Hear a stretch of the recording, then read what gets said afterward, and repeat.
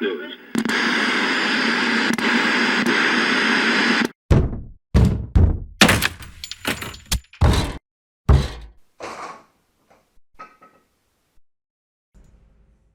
It's Saturday, baby. Hi everyone, how you doing? How's your Saturday going? I see Excellent. a lot of familiar faces from this con and previous ones. I see a lot of new ones. That's always great to see. Well, we are Saturday Night Sell Swords, group of friends, make our own YouTube channel, doing D&D, other tabletop stuff. And this is our DM Bootcamp video, hosted by myself, Blake Tilley. All right, everybody drop and give me 20 crits. And Tom over here. Yep. And this is more or less just an evolution of a beginner's DM panel, as well as just sort of tidbits to remember for those of us who have been DMing for a while and may have fallen into some traps and not realizing it, and just so everyone have, well, better gaming experiences. Like, number one lesson, of course, it's not you versus the players. A lot of DMs, sometimes we just get in that mode, we forget, or some new DMs don't understand that, and it turns very escalation of force. Confrontational, I believe. That's a good word word for for that. that. Yeah. We've had, unfortunately, a DM before who didn't realize that, and it turned into whatever we wanted to do. He fought it. Yeah, no, you can't do that. No, I got to change the rules here. And then the monsters became much and much harder, in which we didn't. That particular campaign ended pretty quickly, which sometimes you have to scrap it and start over on stuff, because if your players aren't having fun, you're not having fun. Well, those kind of DMs are probably having fun, but then they're going to have many players left afterwards. Yes. So definitely remember that particular lesson. It is, I think, probably one of the most important.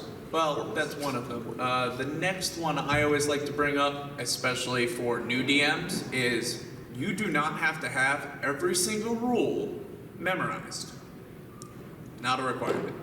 But like I say, when you take a certification course or anything like that, you should know where to find the answer. And 9 times out of 10, it's the Dungeon Master's Guide, DMG. Best place to usually get your answers, but don't let your players get upset with you. It's like, well, how do you not know the movement for an encumbered gnome with the mobile fiend?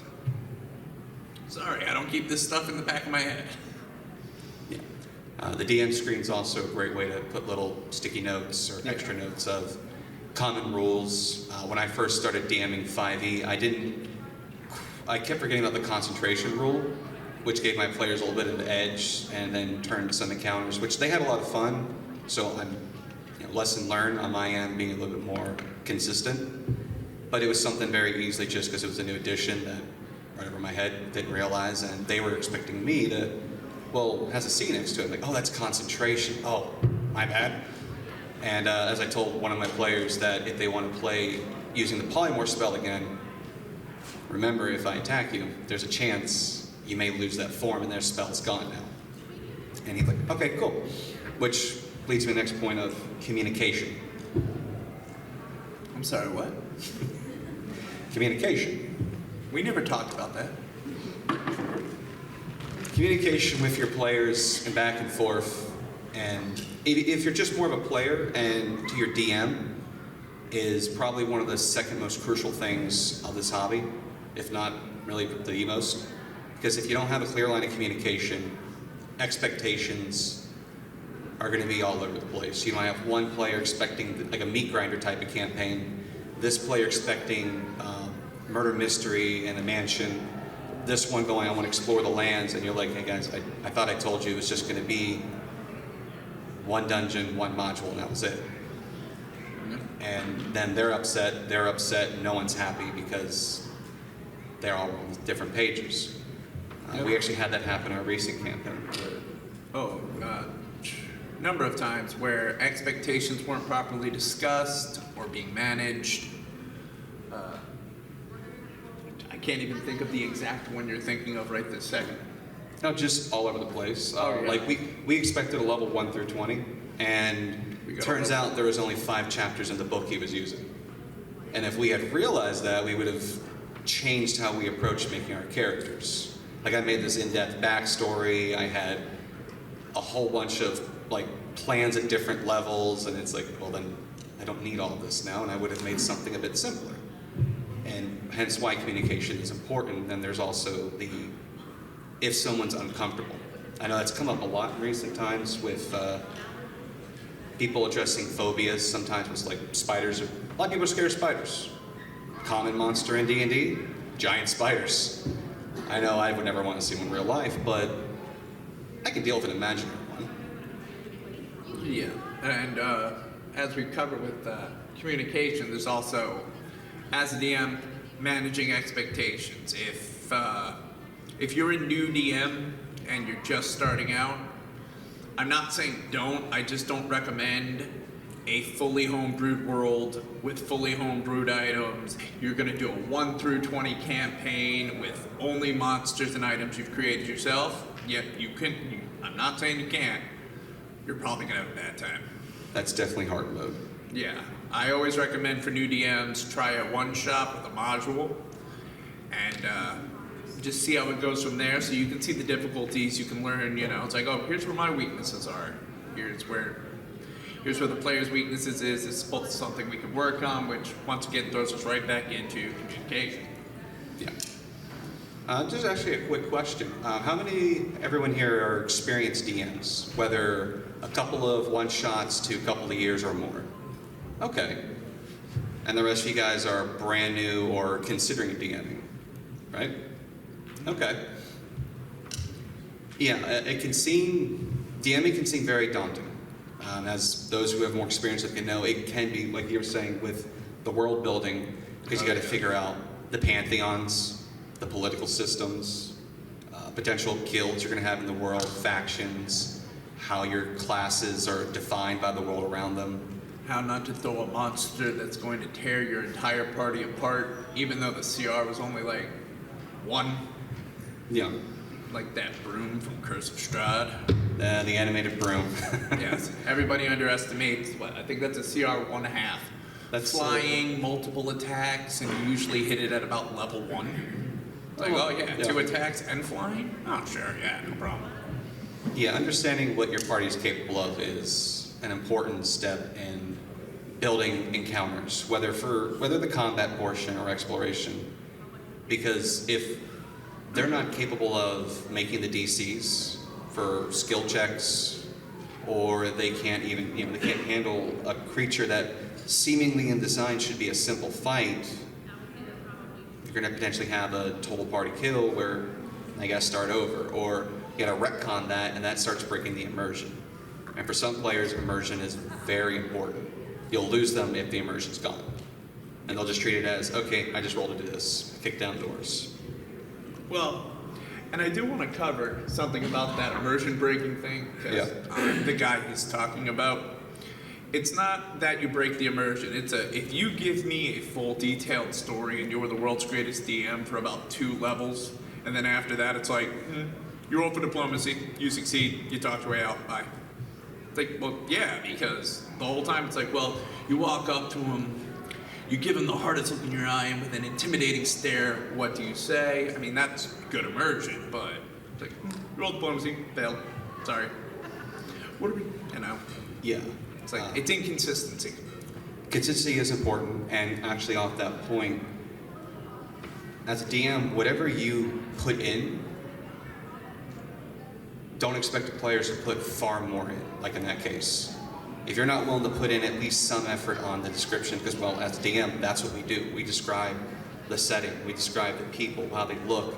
We have to give the context clues that, hey, this one guy's a little sus in the back, but they want to pay attention to this person in the front that you gave this great description for, but then the one target they're supposed to find, the plot hook, you didn't do enough.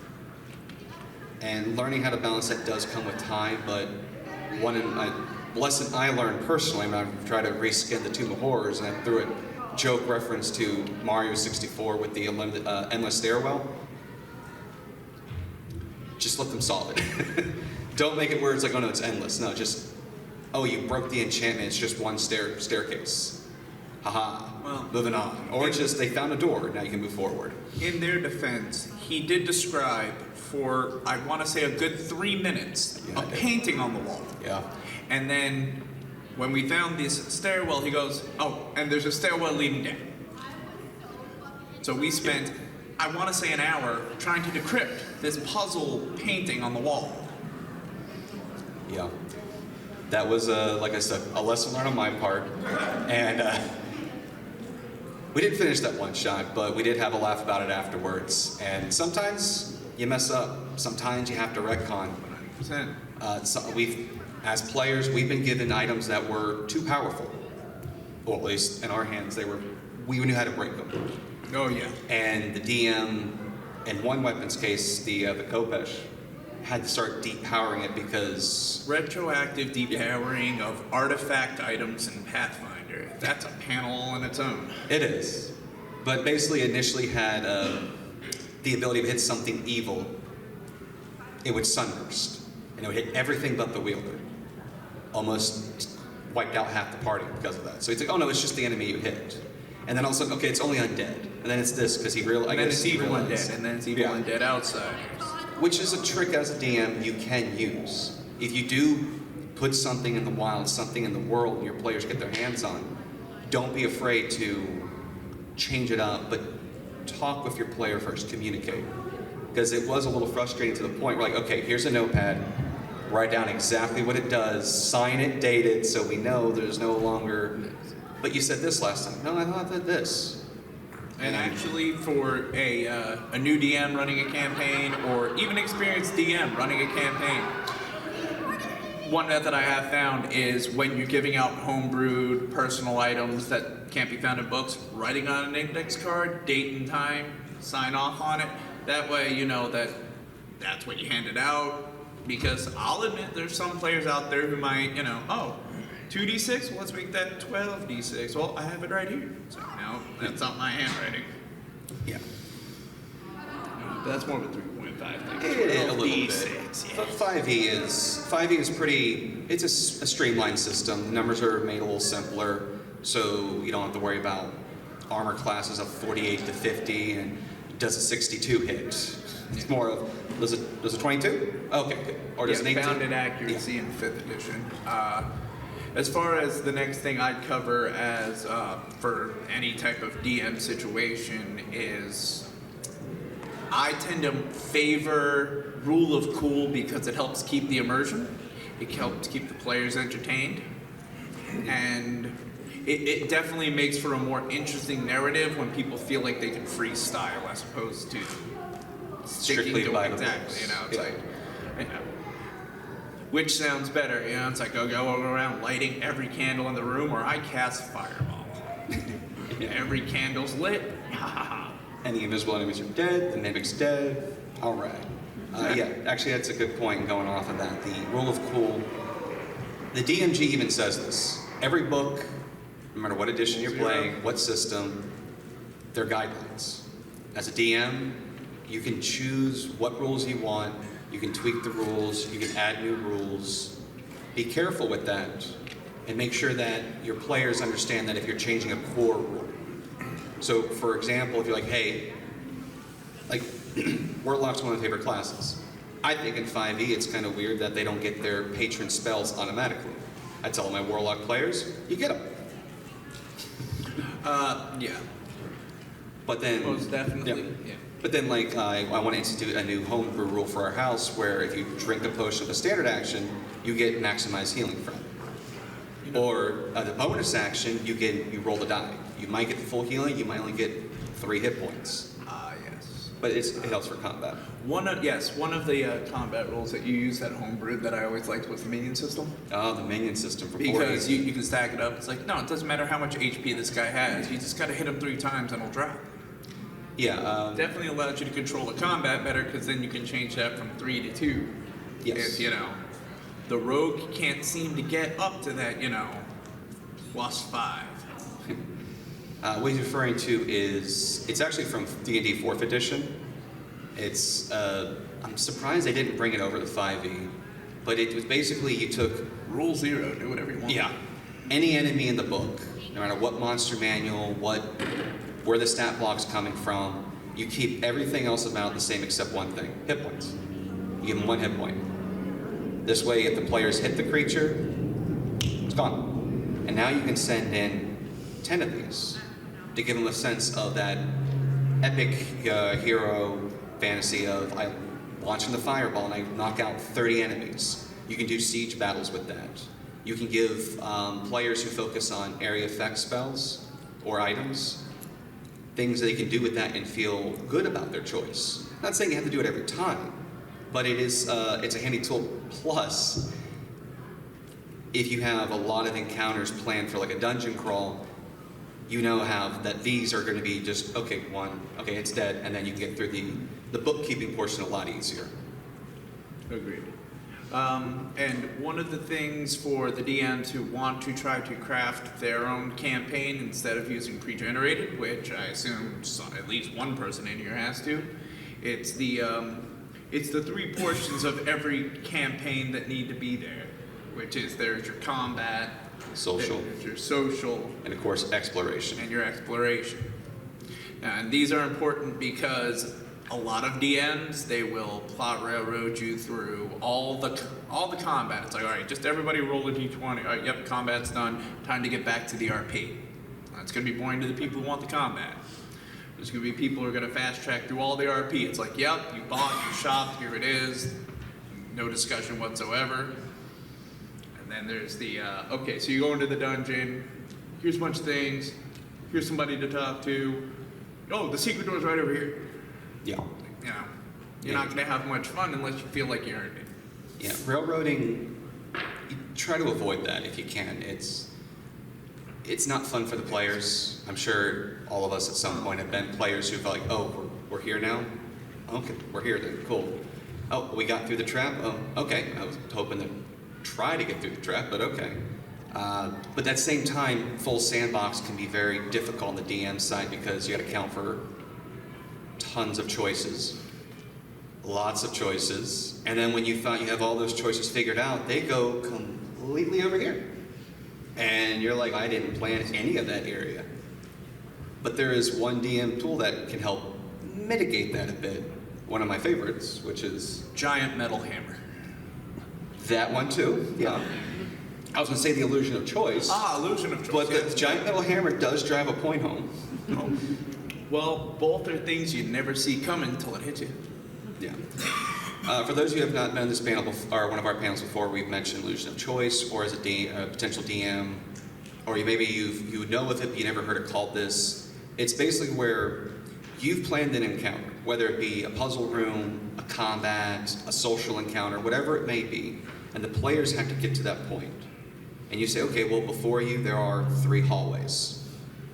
Which one do you choose? No matter what hallway they choose, it goes to that encounter. This makes it easier on your end. It doesn't take away their agency. But of course, do remember, whatever you made that choice, if they go back, you got to count the other hallways now. But it is a great way to get your prep done in a more efficient manner and not feel overwhelmed like because most people play once a week, maybe once every 2 weeks. We update, we all have day jobs and stuff. But having the time to get all that ready, and then of course if your players run off in a different direction, it can be very frustrating. That's where the illusion of choice helps out. And I never mention you used it. Because then, oh, wow, I feel cheated. But if you don't say anything, they're like, oh man, you really planned that out. Like, yep, that's, yeah. Yep. I got it all up here, man. I got a giant binder. And really it just says, just make it up. Yep, we're doing good. Anything else on illusion of choice? Honestly, the only important thing about the illusion of choice is the illusion part. It's like, don't be like, well, you know what, you guys, I'm just going to tell you now, before you make a decision, if you go left, right, or straight, you're going to fight a mimic. Well, that's not illusion of choice. That's just lack of choice. Yes. Let's see. I know one question I've had come up before is, I've actually seen this a lot online, and it's about fudging dice rolls. Should you fudge dice rolls? No, you shouldn't fudge dice rolls. As a DM, you do what you feel is right in the moment. Don't rely on it forever, but like, I used an example last night in a different panel, but in my first 5e campaign, I almost killed the beginning player's first 5e character, the cleric, and just the intro combat. I did the combat so they could try out their classes and see, do you still want to play this character? Because I had other characters in the background so they could have swapped with somebody else. I rolled max damage, and it would have been exactly his hit points. He has not even had his turn yet. So I was like, oh, well, you take 5 damage. He's like, that's half my hit points. I'm like, oh, well, you're the cleric, man. You've got to be front lines. He's like, okay, I'll heal. And he played the cleric for a while until he moved away. But I completely fudged those numbers. I've run some modules where I've had to, on the fly, adjust some of the results to keep the right pacing for my players so they had a good time. But over time, as the players get better at the game and you're more in tune with them, eventually you won't even need the screen anymore. In fact, our DM, our main DM, he doesn't even use the screen anymore. He knows we know to play, we know how he plays, and he just rolls. And we're like, okay, that's the fate. He's got it wrong. He just likes watching the look on my face when he says, does a 46 hit your 17 AC? Well, that too. But yeah, no matter what some people online say, they usually it's from people who don't understand the DMing portion, and they think it's unfair. But this is a game of telling a story. Whether it be all the great stuff or all the failures. It's all part of the story. And sometimes, actually most times, we all talk about and remember the failures. That's the fun part. I mean, I've critically failed and lost some characters. You've critically failed and had some interesting situations. Yeah, I think I might be slowly falling into second place of my group of friends for amount of dead characters I've made. I mean, if I'm not in first, I'm definitely tied for first. Yeah. But, and as a DM, occasionally there's going to be a time it's like, oh man, I don't want to kill this guy's character. It's like, if that person's decisions are what led to this, off that character. Yeah. They get to learn 2 lessons. 1, don't do that anymore, and 2, how to build a new character in under a week. Yeah. Which actually circles back to the whole Communication. not communication. It's not you versus them, because as a DM, you represent all the good in that universe and all the evil. So when the players succeed, their allies, which is a part of what you bring, also succeed.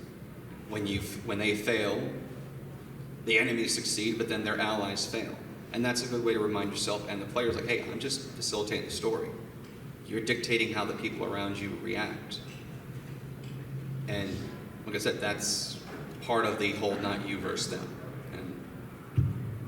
I'm sorry, I'm not freaking out up here. I just keep hearing the feedback. It's like, what is it? Let's do it. Yeah. Any questions so far? Any If at any point anybody has any questions, just throw something at Blake's head. We'll be happy to answer.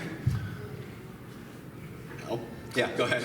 So, when characters are leveling, should you go by like the points that the experience is worth, or by encounter? So experience versus milestone over experience point leveling? Yeah, whatever that you just said. Milestone leveling, which means, after you get this fight, you get level 2. Yeah. Or After a certain 3,000 arc. XP, you get level Yeah. 2.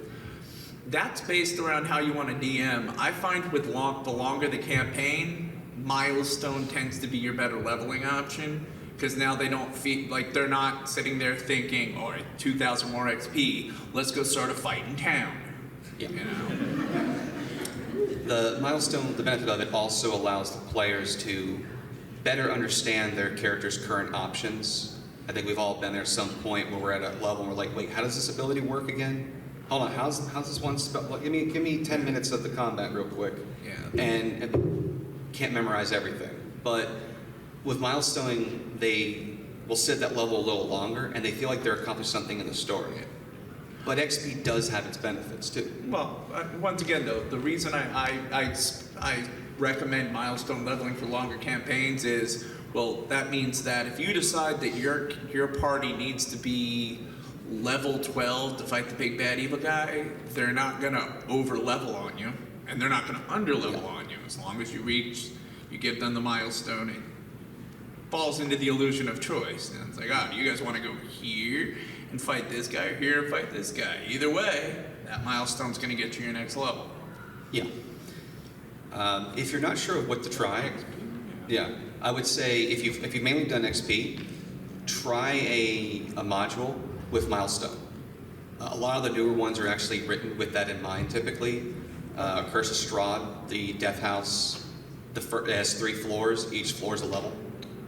You never did give us the benefits of XP leveling. Well, yeah, that's true.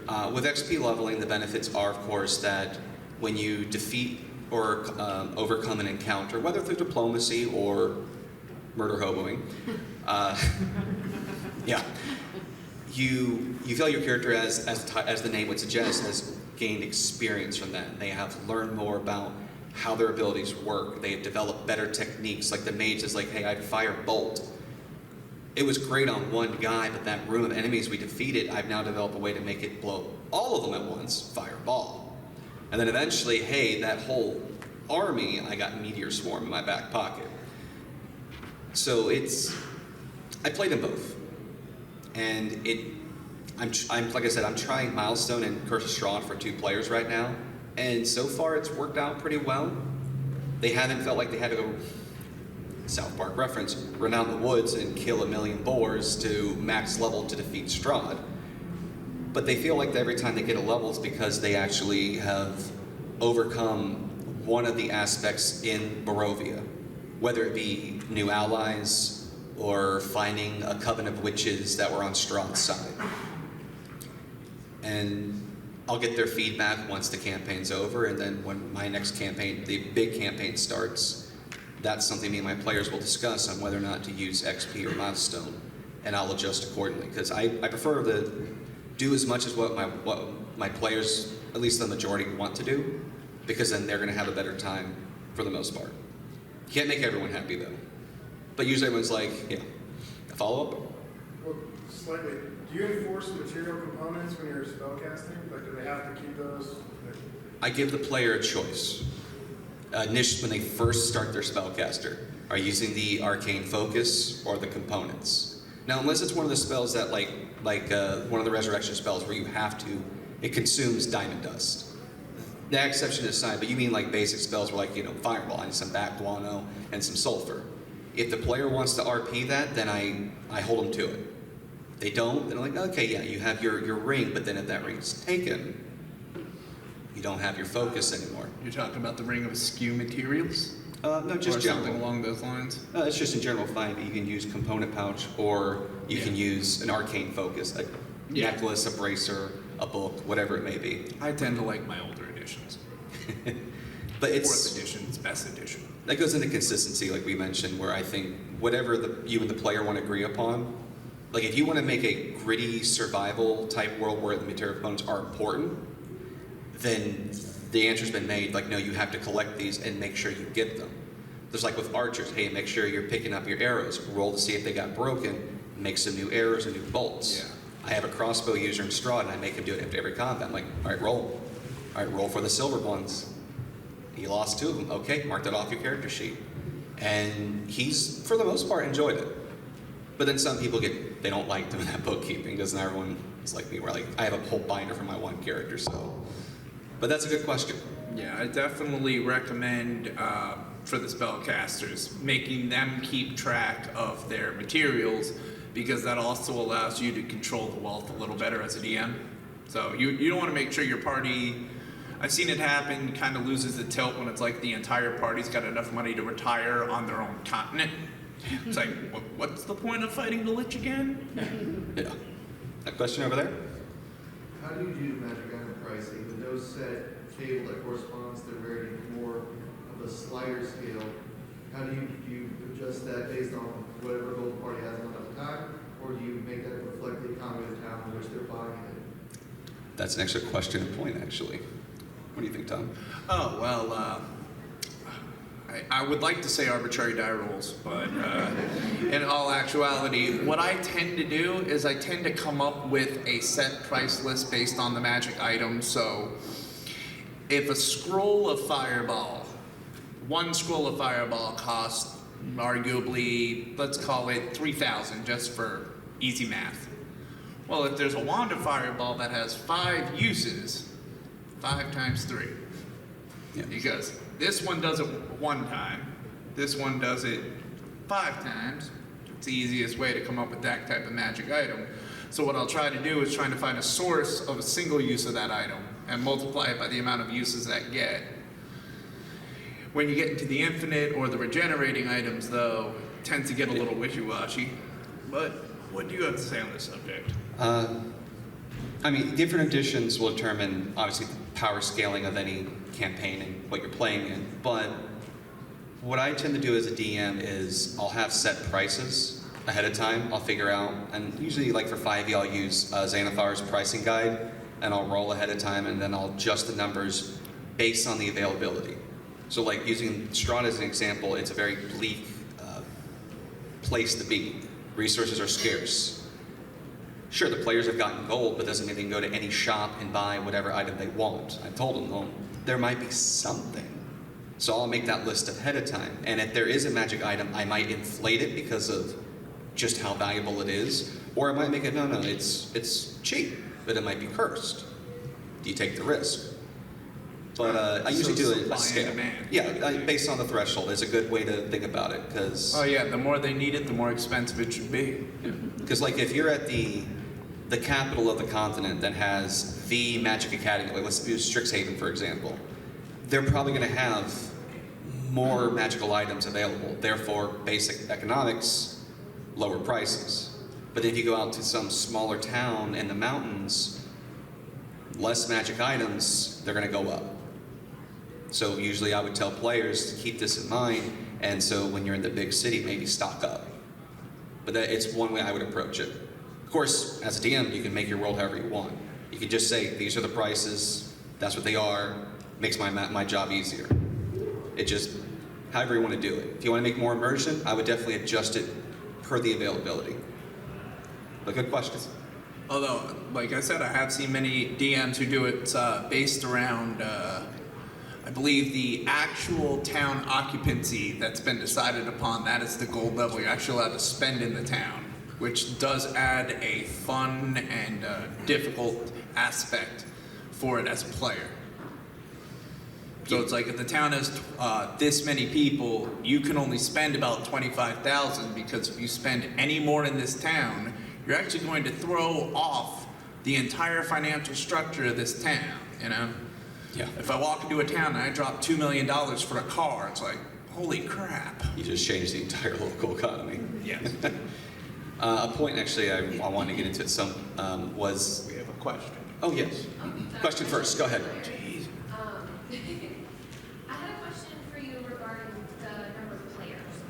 Would you say that the level of difficulty for the dungeon master would be increasing or decreasing by the number of players you have? And what would you suggest the ideal number for a grand DM? The basic answer is No, 5. yeah. Actually, by design, the optimal is 5. Okay. It's 4 to 5, but that usually gives you a tank, a support class, a hitter, and then a utility person, and then somebody else to offset one of those roles. That's the optimal. Now, a lot of us, we have bigger tables. If you have more players than 5, you are going to have to adjust your difficulties because you're going to have more, they're going to have more options. So like if you have a party with your rogue, your fighter, a barbarian, and a moon druid, your front line's going to be very different. They're going to have a very strong front line.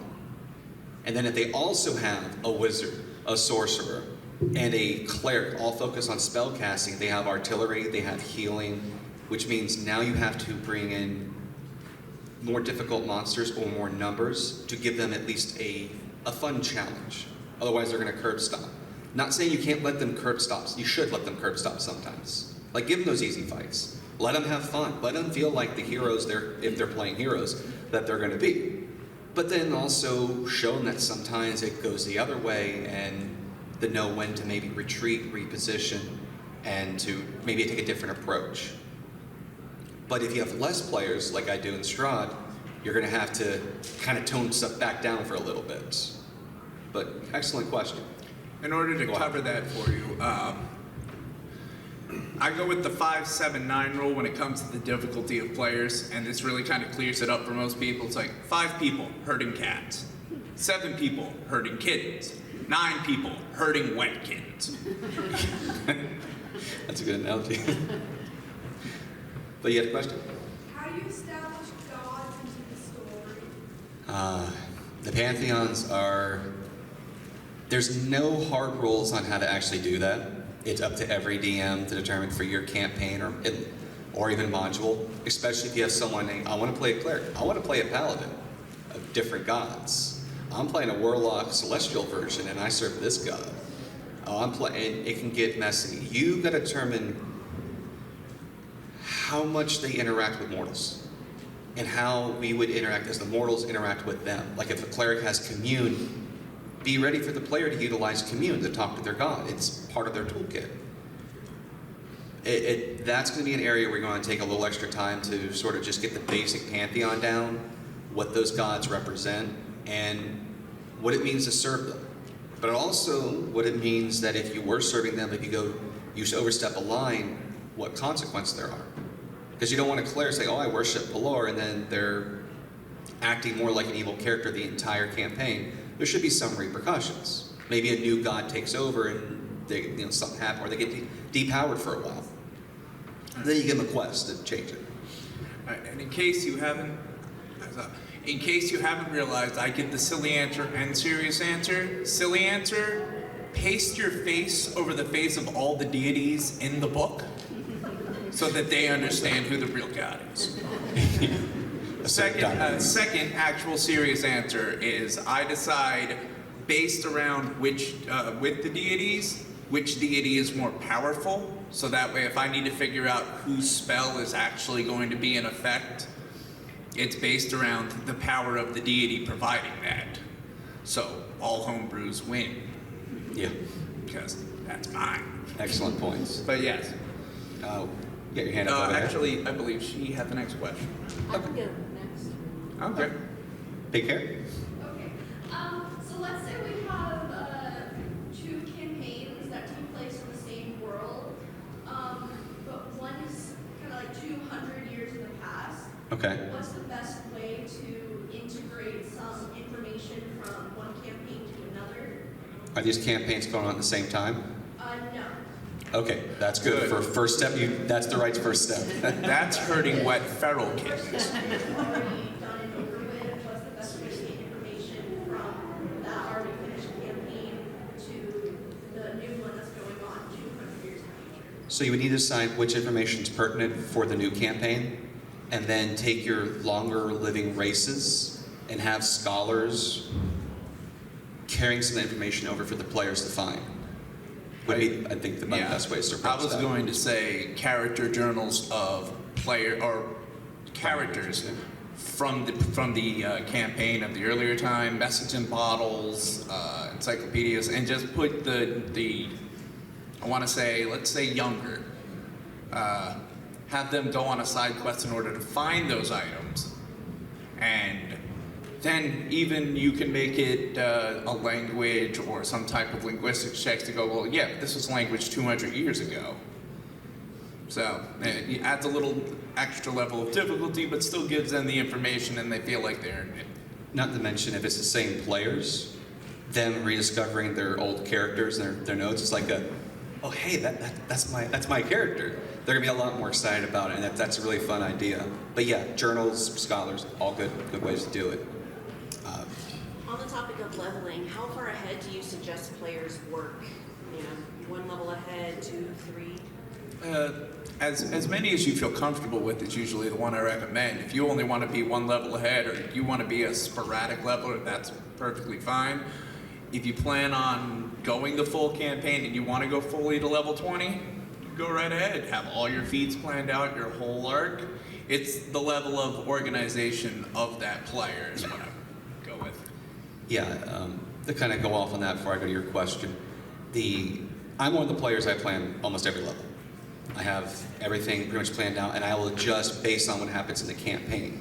Like I was planning to take one option, but then because of these events, this option was more appropriate, so I switched. Really, it comes down to what the player wants to do. But if you're incorporating multi-classing, you need to talk with the player of what it means to multi-class. Like if it's a by-the-book multi-class and you're going to do a warlock with paladin, you know, the hexblade paladin combo, which is fun to play. Okay, well, why are you walking away from your patron to this god? Let's figure out how we're going to RP that. Or if they just want to refluff the paladin class as an extension of the warlock, okay, cool, no problems. Got taken care of. But having that discussion ahead of time would be the best way to approach it. This way everyone's on board on the same page and having fun with it. I think there was, yes. I've got, yeah, and we've got two more over here. Yep. In the context of a long-running campaign, what's your best advice for reintroducing a character for players that are introducing die? Is this an NPC or player character? Either, really. Either? But mostly players. Okay. I've actually been on that end where I had a character come back later who was severely underleveled at that point. I actually had to just have him go fight with the city to help them the best he could while I focused on my new character.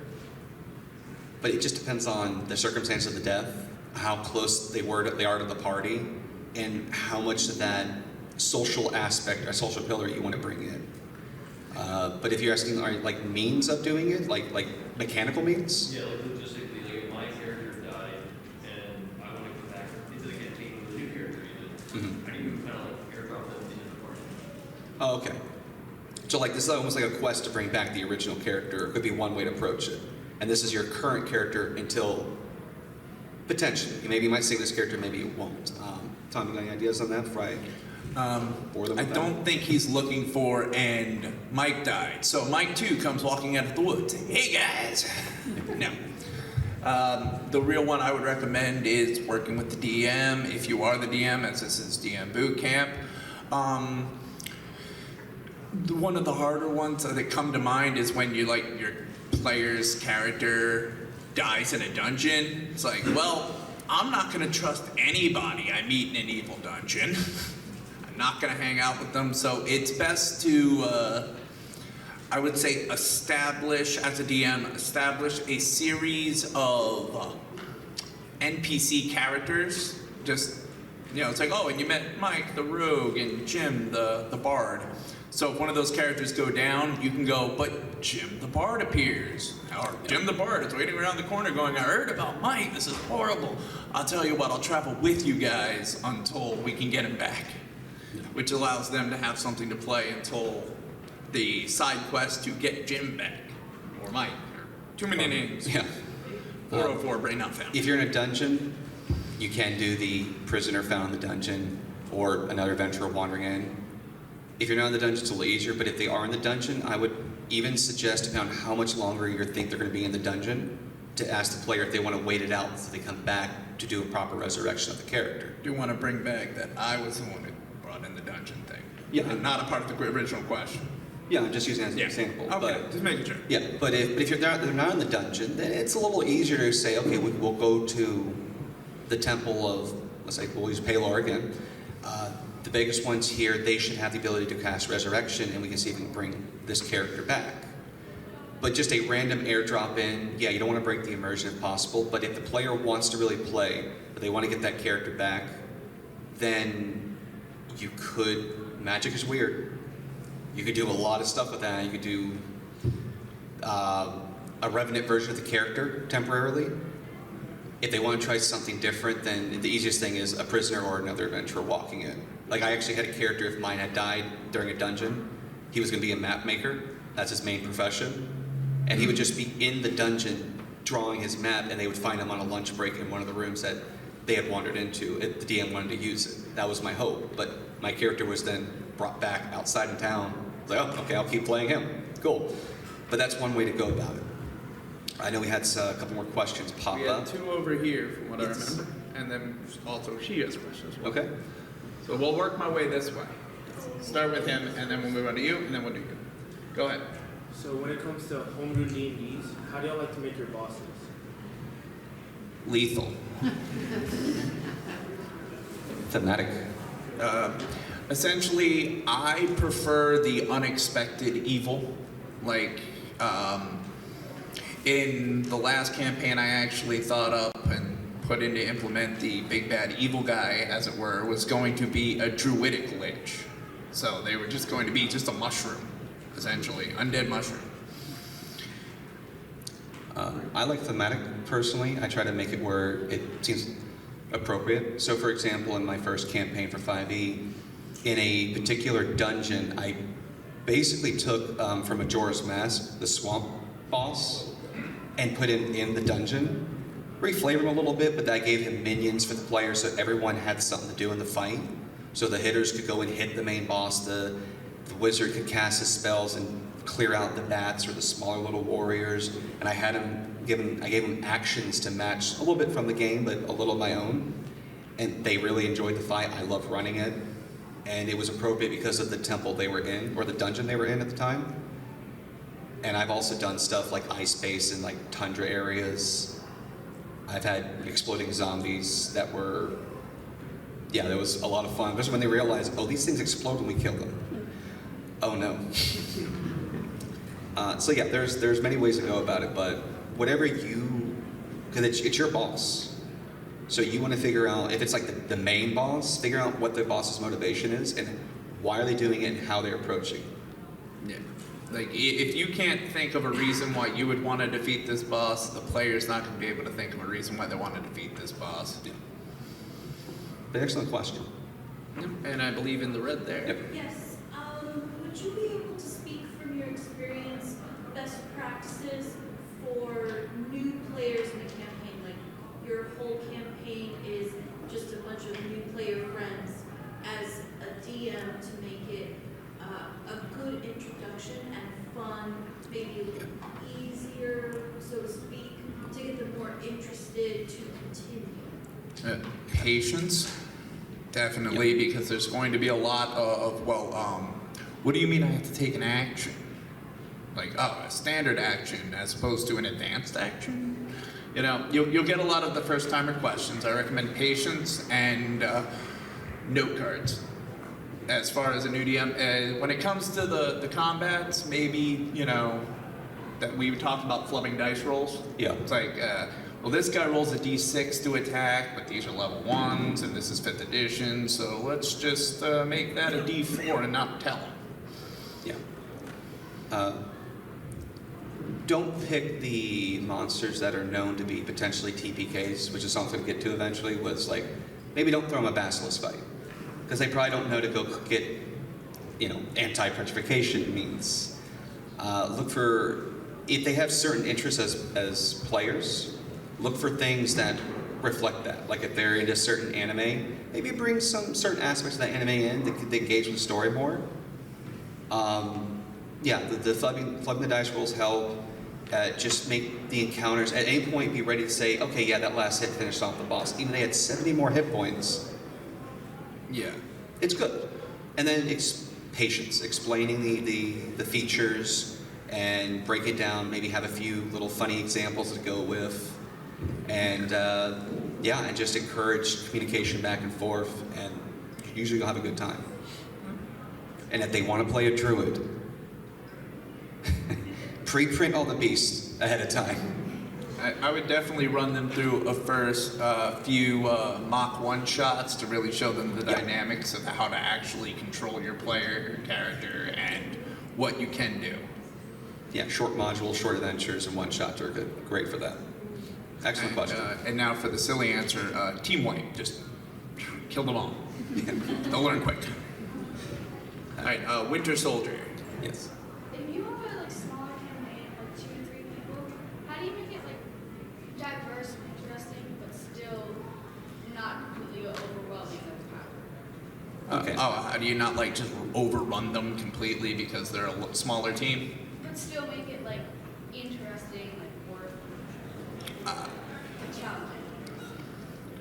I tend to try to make it a bit more personal. So instead of my big bad evil guy being the most powerful big bad evil guy in the world that 3 people wouldn't be able to defeat if they were the 3 best people in the world, I tend to be making it more, it's like, oh no, there's by making it more personal, it's like, there's this other team here, and they're just doing horrible stuff. So now it's your job to hunt down this other 3-person team made up of a similar, if not the same, dynamic. You know, it's like, oh, you've got a ranger, well, they've got a gunslinger. You have a rogue, well, they have a monk. Yeah. You have a barbarian, they have a paladin. Yeah, I'd say lean into the other pillars, exploration Yeah. and social. Utilize some puzzle encounters instead a little more. Yeah. But have multiple ways to solve the puzzles, because not everyone is great at puzzles as other Yeah. players. And even though I'm playing I have 20 intelligence wizard, but in real life I'm not good at puzzles, guys. Always be prepared to let your players know that it's like, just roll this check and then give them a hint based off of the amount they succeeded on. That check helps. But yeah, Before I go to your I hope questions, that answered your question. there's another point I wanted to throw out real quick, which is important, especially in 5th edition, and it kind of goes off the Basilisk example. Know what you're throwing at your players and know what they can handle. If they can only pump out, like, let's say 50 points of damage, don't throw them something that has 500 hit points and can deal out 50 points of damage each attack. You're going to overwhelm them real quick. So look ahead, like read ahead, check over the stat block, and tweak it if you need to down or even up. Like with the Basilisk, a Basilisk by itself without the petrification is an easy fight. But it's when they turn to stone and all of a sudden they're down a player or down another player. That's when it turns into a lethal encounter. I had 2 players that 3 of the 4 characters were knocked unconscious due to a poisonous gas. And the 2 constructs weren't even touched yet in the combat, and they were in a small room trapped. They found a way to get out and they survived, but they could have handled the fight otherwise, but they all just barely failed that DC. So that is something important to keep in mind. Oh yes, always read through all of the effects of the creature you're putting in, so that way you know. I don't know if there's a lot of, I believe it's 4th edition players out here. I was talking about it earlier with him. The Displacer Beast doesn't sound that dangerous until you realize that in the description it says you can only defeat this, you can only hit this thing on even numbered die rolls. Yeah, the 4th edition Displacer Beast So was now, brutal. it's like, oh, hey, I rolled 17. Nope. 19. Nope. Wait, did you just take my high crit property away? And you still had to hit the AC of the creature Yeah. on top of the even rolls. So AC on top of even rolls, and you've made a very hard to hit creature. Now, if you want to throw that in your 5th edition games, that's your players. It's not Let them that level hard. a little bit first, but we have a few more minutes, so He's definitely. got a question. She's Yeah. got a question. I'll go with you Sorry. first. So I want to put together a dungeon crawl.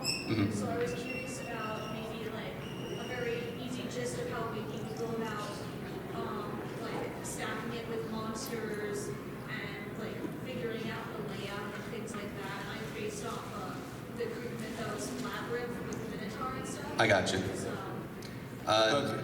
Purpose behind the rooms, the design, the layout. What was this place before? It was been turned into what it is now. Is it an active dungeon? Like gelatinous cubes, they clean the dungeon, so they're going to be around if it's going to be a clean dungeon. If you have patrolling enemies, intelligent enemies, and then maybe it's an active like arcane laboratory in essence. Or if it's someone's crypt, not so much. A really fun way to design a dungeon, especially one that's labyrinth style, is there's a game I suggest you look at called Blood Bowl. Well, they have this fumbling rule with a D6. You basically take that same concept, put it down, roll a D6, hallway goes this way, hallway goes that way. So it's actually just a randomized directions in the hallway moving forward, and allows you to kind of set it up the way you want to, but even you're a little bit surprised about the next route it's going to take when you're designing your dungeon. And as far as staffing it with monsters, gelatinous cubes for cleaning the hallways, and mimics for guarding your real loot. Yes. We have another question over here. Yes. So, probably most people are playing 5th edition these days. Mhm. Have any opinion one way or the other. If you play older editions of other tops, are there mechanics from those games that you think we should be using here, like displacement? Whatever you want to bring into your games. The exploding zombies I mentioned earlier was actually from 4th edition. It's called death throws. I think Magic the Gathering uses the term. But there were a lot of monsters that when you got them to 0, something would happen. There was also the bloody condition where they got halfway. An ability automatic would happen. Like a dragon's breath they would use it initially. And then if you got the dragon halfway through hit points, it would automatically get its breath weapon back for that round. And it would use it. Whatever system or earlier editions, if there's something you want to bring in as a DM, you can bring it in. Just make sure it lines up with the edition you're putting it in as best as you can. And if it's going to be a little more powerful, let the players know ahead of time have them use some other mechanics into the game that might be a little more to watch out for. But just giving that heads up if you feel it's necessary. If it's something easy, then not that big a deal. Just letting you know we're at the 5-minute warning. Yes. Very much appreciate that. Thank you. And second, I would like to reverse broken movement back to all previous editions, and I think all wizards should have to start at -10 human. Yes. I think we had, when we do. We got 2 more questions. Yeah, actually he had his question up before we went over there, Okay. so we'll go with you We real have quick. 3 more questions. No monologuing. Yes. How do you sign off and give your players rests? Sorry, what was that? How do you sign off and give your players rests? Oh, okay. I mean, I'll potentially get short rests and long rests. Real barbarians don't rest. Now, how I decide how often is I would base it off of a certain frequency of combats. If it's a heavy combat, yeah, it's going to be like moving an entire truck up 3 stairs. It's like, no, I'm taking a break every hour, jeez. But I would not give multiple long rests in the same day because that's just narcolepsy. Well, you should do that because it also turns every encounter into a couple of fireballs and it's over. Oh yeah, punch. Yeah. You got to determine what's best for the pacing of the campaign. If there's something going on that's a time crunch, like, hey, the big bad evil guy's about to conquer the king's land, but you're letting the party take rest after rest, they're going to succeed in getting the land conquered. So if there's no real urgency, then you got to determine what's appropriate for that campaign, that story. 3-minute warning. 3-minute warning, awesome. It's a challenge. It's a skill that comes with time. Don't be afraid to try going back and forth on some stuff. For short rest, because I know I play Warlock where short rest is, we need a short rest, guys. Mix it in with just walking and light exploration. Like, oh no, when you guys were just walking around, nothing serious, you got a short rest in the process, so you could have wrapped your wounds and healed up a bit, or maybe regained some short rest abilities. Also, you could treat puzzle-like encounters as short rests in some situations as well. You're just sitting there, you're kind of thinking about it. You're not actually, lifting rocks. Yeah. What was the next question we had? Actually, it would be him, and then we'll go to you. So when dealing with a brand new player, it can be like intimidating to ask them to read the entire player's handbook, or even like one of the starter set booklets. Like, what's the minimum amount of reading that I can ask somebody to do before they jump into D&D for the first time? I would say whatever class they want to play, at least understand the basic features of their class, and then go over them as the DM. Especially if it's a mage, because the magic system can be a little complicated at times. But at the very least, say, look, just understand your character, your class. Yeah. And if you got questions, come to me. We'll figure it out. For me, I believe there is a how-to section in the player's handbook. I always make sure they read that. And then once again, like he said, I want you to read your entire race, your entire class. And I want you to at least peruse through the index about how every ability works. Also, printing out those for their own copy helps too. Okay. We have, I think, time for this last question. Yes, your last question. Yeah. I'm thinking particularly for modules, how do you keep your players invested in side quests? Because I feel like I can set up the main module, like the main story really well, but then they're like, what's the point in doing this other thing? Consequence is, if you don't do that, they're not high level to do the main quest. I would say tie it in with their backstories as best as possible, or as a stepping stone to the main quest. So make it that there's a reward that leads to, like, the big bad evil guy's defenses, there's a secret here. Or hey, your backstory about that person that wronged you, there's a clue here. That's one way I'll go about it. But we're gonna have to pack up so that we can set up. Funny, silly answer, cattle prods. We do have an hour panel at 6 o'clock and tomorrow at 3 o'clock. If you want to ask me any questions after this. I was gonna say, we will be out there in the hallway for any further questions. Thank you. Take her up. I'd be clapping if that was over too.